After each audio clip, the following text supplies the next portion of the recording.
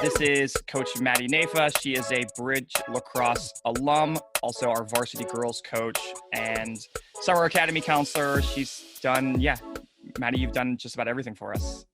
You were an intern for us one year, right? Yeah. A summer intern. I've done a lot except for your job. You've hit every program rank. Well, you're welcome to have at it here soon enough. I don't have enough time. I'm sorry. You've been back since, when did you graduate? 2015. You were a summer intern before you graduated, right? And then you went back to school and then came back. Yeah, I think I was a summer intern either 2013 or 14. Okay.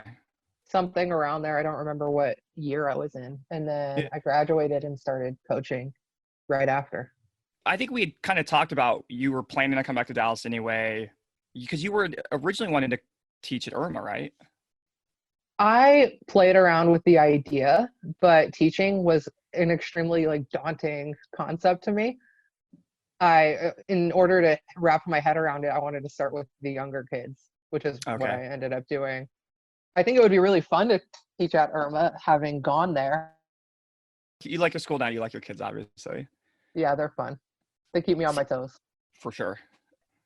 Like my conversation last night, everything kind of begins with COVID and just how individuals are holding up. So that's kind of my question to you is just, how's your routine? How's your day-to-day in terms of being kind of self-quarantined? I mean, every day is the same, but different. I'm a firm believer in if your mindset is right, then anything can be worthwhile, right? So it's a battle and it's not easy, but every day I make an obvious attempt at trying to stay positive or find the bright little tiny things that keep me going. So in that sense, I'm doing fine, but also I live alone and I like being around people. So that sucks. Like any other day, it's second by second, minute by minute, and how you feel, right? Do you feel like you have a day-to-day then, like a routine that kind of matches what you were doing when, pre-COVID? No, and I love routines, and every day has been different somehow. You would think it would be the same, right? Since I'm at home. Every day I will wake up at a different time, do a different thing to start off my day. No, my routine has been extremely off, but for me that's a good thing because it's showing me that I don't always have to be exactly on That's a good the point. schedule that I'm typically stressing about staying on. Because as a teacher, you have a pretty regimented day to day, just in terms of having to be at work at this time, the classroom schedule. I imagine a lot of that doesn't change throughout the year. All at work, always stressed about time. There's never enough time and I'm never on time. And now having all the time in the world is it's a challenge for me, but also in a good way. It's forcing me to grow in some weird aspect that I probably wouldn't have. I think we're all going to come out of this with, maybe a more polished skill set that we didn't think we had. I don't consider myself, I don't know if I have those introvert type characteristics, but there are times where I'm just sitting on the couch, sort of repeating things in my head or kind of planning stuff out that I normally don't do, because there's so few tasks really. I find myself putting more time and energy into those tasks because it's the only thing occupying my time. Whereas if I had 1,000 things on my to-do list, they're not getting a ton of attention because I'm just trying to cross it off as quickly as possible. There's a quality aspect to it too. Right. Those of us that are fortunate enough to stay home are having to practice mindfulness. And it's one thing that I'd like to get out more to our kids. I think my last email was a quick little Headspace YouTube video about appreciating nature. And that can obviously be a lot of things. For me, it's just opening the window. Mm-hmm. But for, other people, it's if they live near a trail or a park or they have a yard or just their front porch or patio, those are things I want to start to put out to our kids a little bit more because I do think we're getting into this point of this self-quarantine where that headspace and mindfulness is going to be really important to how kids just maintain. I think for the first couple of weeks, kids were just oh, it's cool. This is a long spring break, a long vacation. School's not that hard. But I think now as we get into the third, fourth weeks, a full month, that those anxiety, stress levels kind of creep in a little bit more so. But I think also, I was thinking about this as I was pondering my thoughts as we do 24/7 now.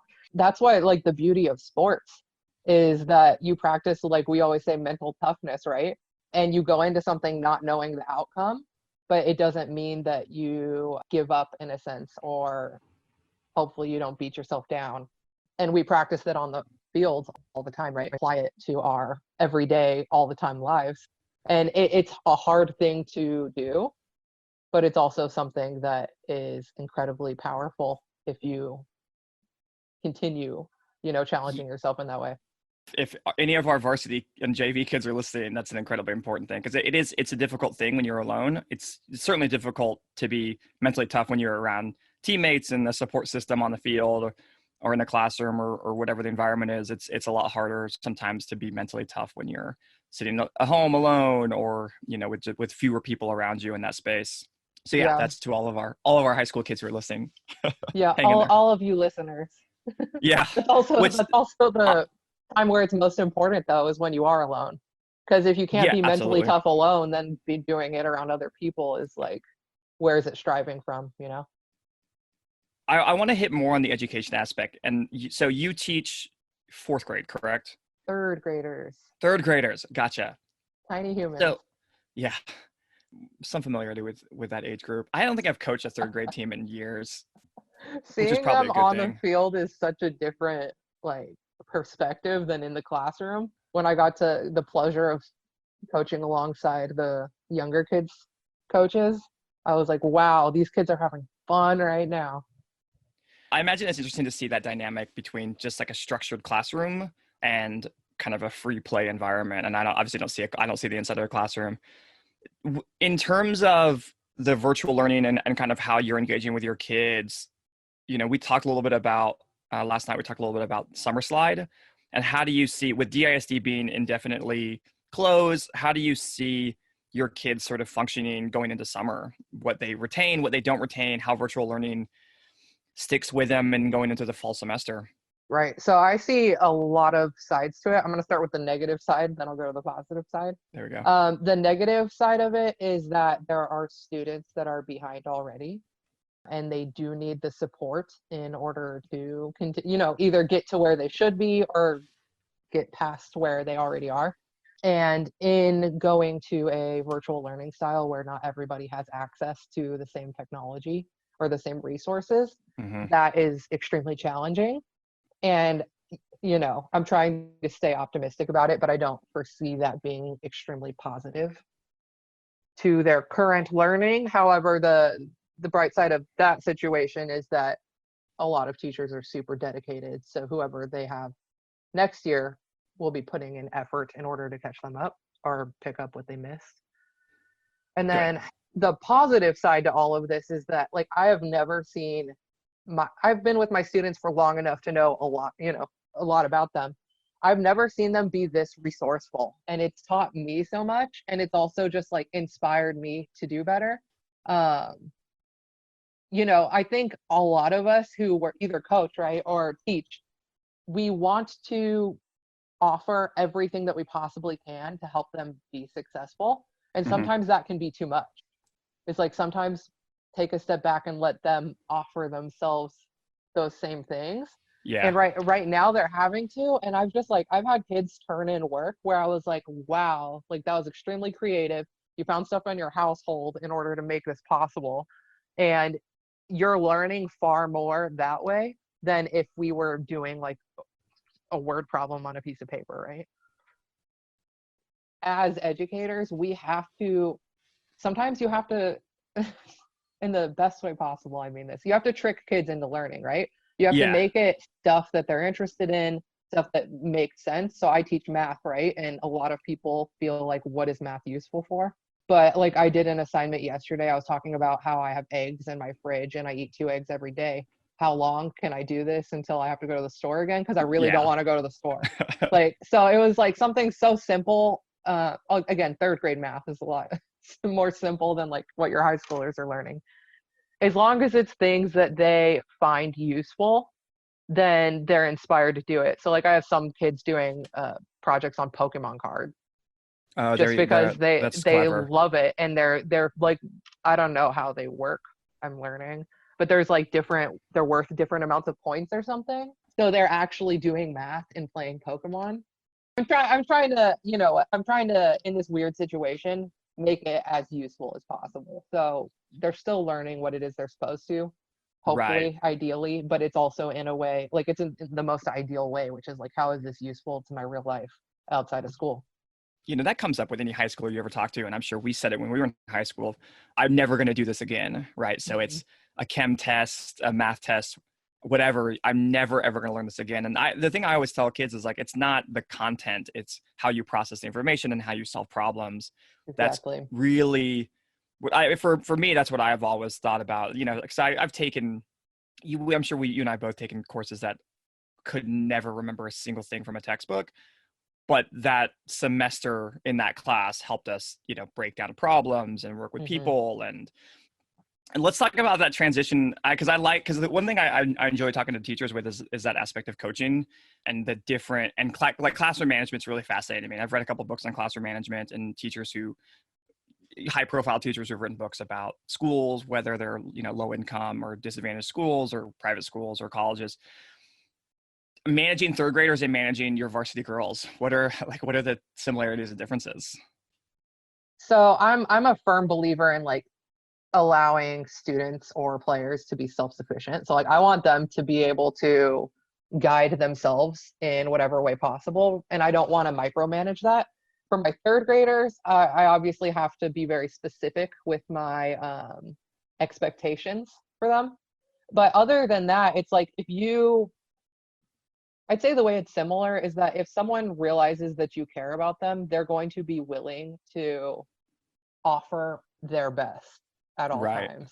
So that's my that's my biggest management technique with both, is that like I care about you, and therefore your actions are going to show that you care about yourself and me also. That's a tough question. I've not really thought about that. It's so much easier to ask 18-year-olds to do something than 8-year-olds. Yeah, the level of investment of an 18-year-old in a varsity lacrosse team is different than the investment of a third grader into a math You know class. what though? I will say what's challenging is that my third graders, it's like, wow, Miss Nayfa is always right. That woman is speaking the truth all the time. And with the older kids, it's kind of like you have to sell it to them a little more. It's interesting. I feel like because I've coached just about every grade level, but there's something about that, a practice or a game is such a limited amount of space. A season's a very limited amount of time. I mean, you're with your third grade kids more in a week than we are with our kids in almost a full month. Yeah. And so I think that level of just that frequency is really interesting. And that's one thing about like really good classroom management that I'd like to replicate with our coaches, with myself as included. It's so hard because you don't have that frequency. I agree. And also, I think as I'm getting older, I realize that I don't understand teenagers. Like, Well, yeah, I mean, they're that's, so yeah. confusing. Like, I don't get it. I agree. It's extremely challenging to build relationships when you only have 4 hours a week. Yeah. But also you're getting to know each other in a completely different way. I mean, you have to be uncomfortable in school and on the field, but I'd argue you're uncomfortable emotionally and physically on a lacrosse field, which then you're more open, right? Yeah, I think Which there's a possibly helps. vulnerability Yeah, that's the word I was looking for. that may be different than a classroom setting. For sure. And I think that's for coaches too. I think there's a vulnerability for coaches that I think is maybe different than a teacher. Again, I don't know. I haven't been in both, but and in part because there's a win-loss aspect to coaching, right? And Right. there's a direct opponent. And I think that kind of affects the way we manage our teams versus if we were in a classroom, you're just sort of insulated. There's not a sort of a natural opponent necessarily out there. Right. And then on a field, your team's goal is pretty much the same. Maybe you each have an individual goal that you want to reach on the field. However, your goal is to win, right? That's the ultimate goal of playing a Yeah. sport. And then in the classroom, everyone doesn't have the same goal. Everyone has individual goals that they're trying to reach. So it's kind of more challenging to find that sense of unity, I would say, when everyone's at a different level reaching a different specific academic goal. That's really interesting. I hadn't thought about that Yeah. there isn't a classroom isn't, I mean, would you say then a classroom's not a team then in that aspect? Ideally, it is. And if you form the right culture in your classroom, it is one. However, when I work really hard on that, that's something I'm passionate about also, having had a background in sports, right? I'm all about teamwork because we have to work with people all the time. Mm-hmm. And the earlier you learn that, the easier it becomes. But when I get a brand new class in the beginning of the year, I have to start forming that. And at the beginning of the year, the person sitting next to you is just someone that's like breathing on you and annoying. Yeah. So you have to figure out ways for people to realize why other people around them are important and useful. And everybody really does help everyone reach that common goal if you treat each other right and find the Yeah. value in each other. It's a completely different. I go from 8-year-olds to 18-year-olds, and I'm also going from teaching academics to teaching or coaching a sport, right? It's like my daytime job and my nighttime job are completely different, although both are centered around teaching, right? Or coaching. Yeah. Yeah. Or some level of instruction. Right. I'd be interested to see how the reverse then would be for you if you were coaching third graders and teaching high schoolers. And Honest, we'll pull Coach Emily into this at some point because she teaches the inverse. What do you think that would be like then for you? I think coaching I'd be fine. The teaching thing, I don't know. I don't know. 18-year-olds. I don't I don't know if it's that I couldn't do it. I think it's more of like I don't know if I want to do that. I don't know. I've never taught 18-year-olds, so I don't have much to say about that. I'm not sure. Coaching, I think it'd be cool, but I'd be a completely different type of coach, coaching third graders. Third graders are this is a different breed of human. Yeah, no. And I think the one thing that's really fun is seeing, and you've been out there, the kindergarten team. I'm watching that and just, I don't know. I guess when I've been around, we've had third graders for so long in our program. I forget that there's small humans come in a younger formats. In a They're smaller still size. able, in the smaller size, and are still able to carry a lacrosse stick. Yeah, I mean, I go out there to hang out with them for like fun only. And Like they're great. I go out there for like that is therapy, right? The same Oh thing. yeah, definitely. Yeah. I've started to realize how much I really do miss that routine of lacrosse. Anyone who coaches in any sport who's, that got interrupted halfway through or whenever. But yeah, it's those interactions, even if I'm just standing on the sideline watching like you all run 3v2 drills, I get so much joy out of that. And this going into this third week and seeing like the little notifications on my calendar pop up of like, oh, you have practice. And I was like, we don't. Yeah. It is a bummer. On you and Jason's talk, I was listening to it, and someone, I think Jason had mentioned that he didn't realize how big of like a part of his life that Bridge was in terms of like a social aspect. And it's like same, like all of my social encounters are now gone because Right. this Bridge is currently on pause and on the field on pause. On the field, yeah. And that might be a good segue to the high school, what we're doing with our high school kids, which is these Zoom meetings, and we're sending them these workout plans and fitness plans and videos to watch and little game film. How do you think the Zoom meetings are going? I think they're exactly what they need to be on that day at the moment. We're not forcing them to do things that are like completely out of interest for them, which I think is beneficial at the moment. But also there's times where we are asking them to do stuff that maybe they don't want to do a 2-minute plank, but also there's beauty in doing things that you don't want to do sometimes. I think they're going exactly how they should be going. And we're not putting a schedule necessarily in terms of a routine in it. It's like, hey, let's meet up, let's catch up. How are you guys doing? And I think that's what we all need right now, is that support. I agree. I think you phrased that really well. Initially, when we put out these Zoom meetings and we didn't have a timeline, we thought we'd maybe be back in a couple of weeks, a month at the latest, but that there would be a season. For me, it was, okay, we need to continue practicing and working because we'll be back in 2 weeks or 3 weeks. So, here's what we're doing. And so the structure was, we try to come up with a lot of structure. And then now realizing how disruptive this really is, let's just sit and stare at our screens, 12 different little screens where we recognize the person in it.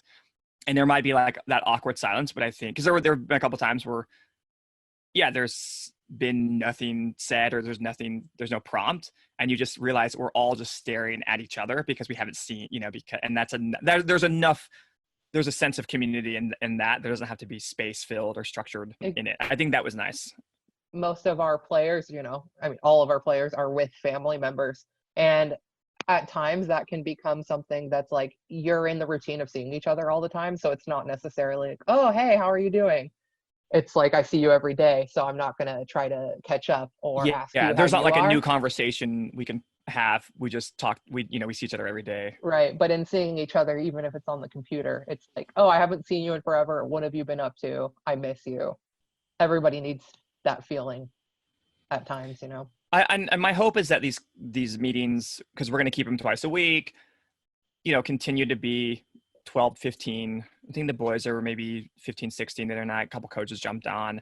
I think it's going to be, because we don't have a timeline, even if we have no prompt or there's nothing to talk about, it's just like, hey, let's just chat. And at one point in the boys meeting, all 16 little boxes were talking. And I realized, as chaotic as it was in my headphones, it was just sort of nice to have that chatter, even if no one could hear each other, no one could decipher a question or anything. I kind of miss that, just sort of. Yeah, it's the exact same as that at void practice. being filled with noise. Yeah, it's exactly. It's just a normal practice when people talk, when players talk over coaches and vice versa. Yeah.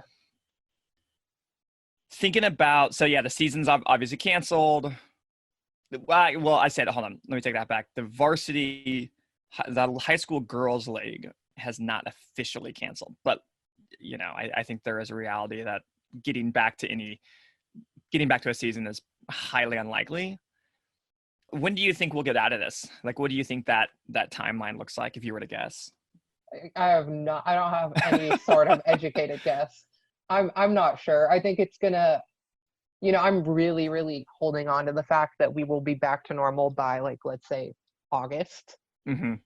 And I really, really, I think we're all hoping sooner the better, right? Yeah. But I'm trying to be open with the thought that we don't know the timeline. And then, like, our season is not canceled officially, right? But also accepting the fact that our normalcy and our normal season is canceled. That's over. Whether we go back and play summer scrimmage or competition or whatever, right? Whatever we do to fix it is not going to be the same, but also that's okay.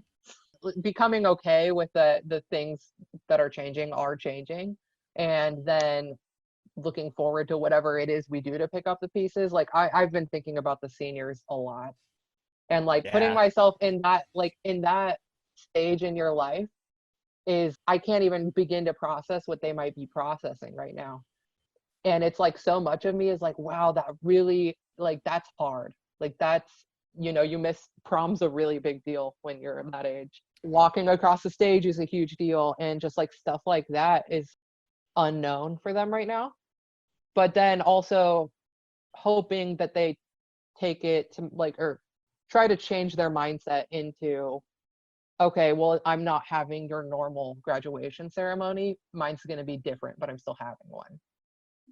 Trying to find some ounces of beauty and positivity. Yeah, for sure. There's always opportunities for some silver lining in these scenarios. This one is obviously, for one particular class, pretty hard to digest. Yeah. I'm sure it's hitting them in different aspects, but someone, like, for example, a couple of the boys who are off to play Division I, they're just like, okay, cool. We're done with high school. Like, we're on to college lacrosse. We're on to that next level. Yeah. That light at the end of the tunnel is a little bit more clear than maybe some of the kids who they're not sure where they're going to school. They're still working on the financial aid aspect.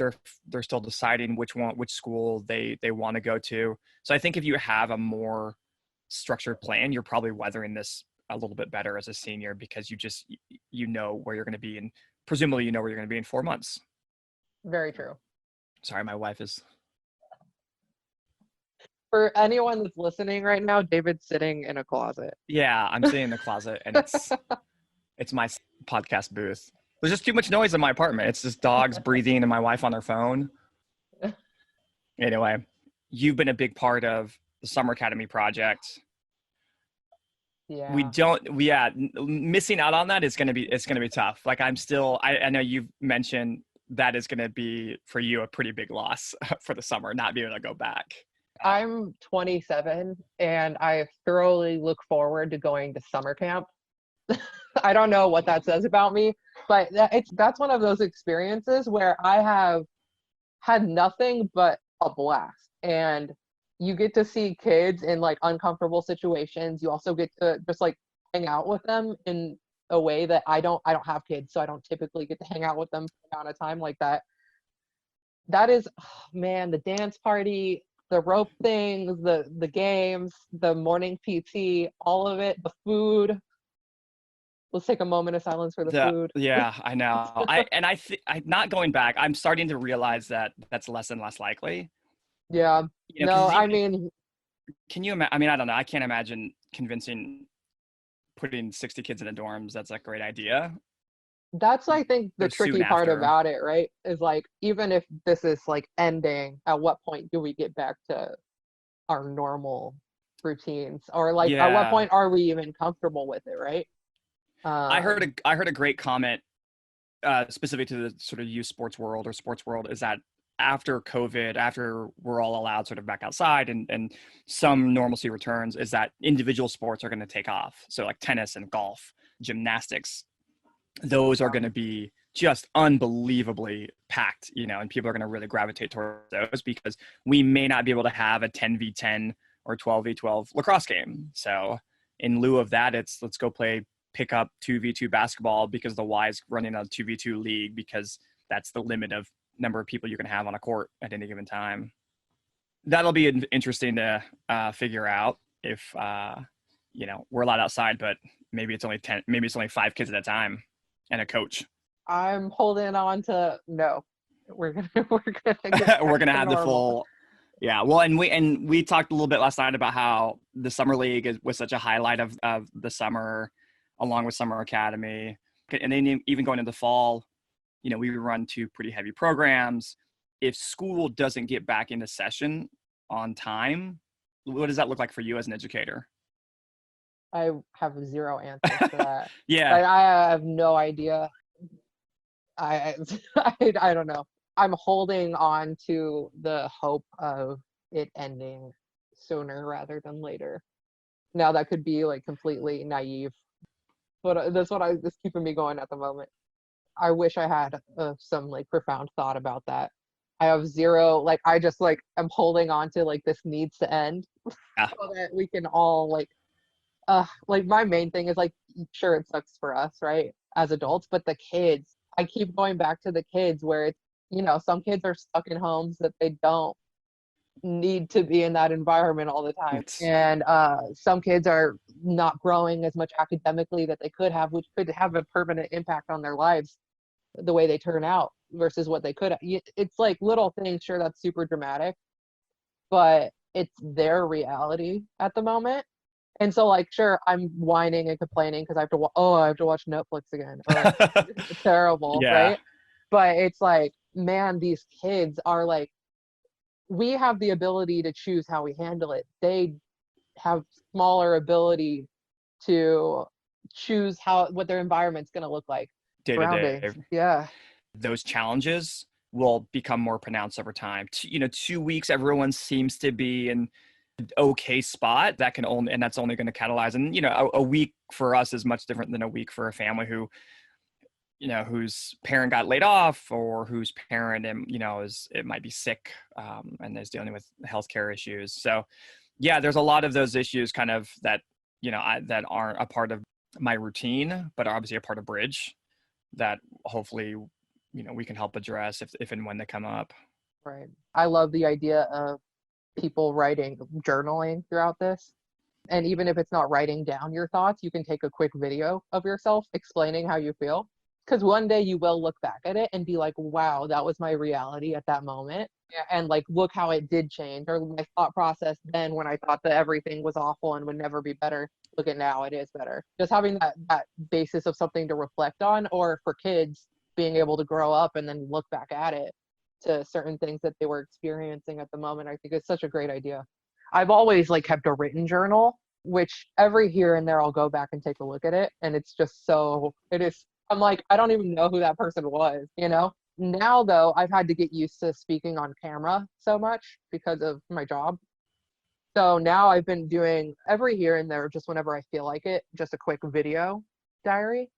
Okay. Because I think I'm curious to see how that will feel looking back at, like, actually watching myself versus Versus, looking at something I wrote down. I think my first thing I wrote down for this whole COVID-19 thing was literally like, so COVID-19 happened. That's all I have for now. Like that's all I wrote that's all down I can 'cause process for the day. at the moment, that's all I had. I think this will be maybe a little bit of that for me. This podcast. This is Oh, what that's we did. completely, yeah, This that's is true. what I did. This is how I filled my time, and these are, to some degree, these are some of my thoughts, pretty open and, or available rather. Yeah, on April 7th at 11:56 a.m. This is what I was talking about. Yeah, these are the things that were kind of on the top of my head, and they're all related to this one event that prevented me from going outside and playing lacrosse. Do you have maybe almost like a shout out or something that you want to share with maybe your team or whoever's listening? Ooh, no pressure. Yeah, sorry, I didn't get I put Jason on the spot too, but Um, maybe something that this is kind of what I'm doing, and then this is kind of what I want to remind maybe to your varsity girls, whoever's listening, even just like a tip of like, this is how I have found this helpful in this time period. okay. You have time, Like, presumably. I mean, I have so many thoughts, right? I guess I'm just gonna speak on what I've been doing in hopes that Yeah. it offers maybe anybody who's listening some insights that may be helpful. So my main thing is like controlling my mindset. So anytime I start to have those negative thoughts, I either put it on a timer, like don't allow myself to think that for that long about negative options or all the bad things that could happen, right? Mm-hmm. So give myself a time limit on that because we're humans and we have negative thoughts. That's part of being alive because negative things happen. So let's not just avoid the fact that they're happening, but put it on a time limit and start to be proactive in the sense of like, well, how can I either change my mindset or change the outcome? And that's honestly what I'm struggling and challenging myself to do with every tiny little thing at the moment. Because when it comes down to it, this confirms that we can't control anything. Everything is out of our hands. What we can control is our reaction. And if there's any time to work on that, it's right now because our hands are completely tied. So, I mean, that's really about all I've been doing. And in that, it's helping me remain more positive, which then I'm projecting that to the people I'm around. But by that, I mean Zooming with. Yeah. And then hopefully it creates like a chain effect or a trickle effect to where other people, see a little ounce of sunlight in this weird time. I think that's a great thing to wrap up on. So, Maddie, thanks for doing this. I know this was maybe a little awkward. I'm still getting used to this idea of operating a podcast for Bridge, but I appreciate you hanging out. Oh yeah, of course. I had fun. Always have fun with Bridge.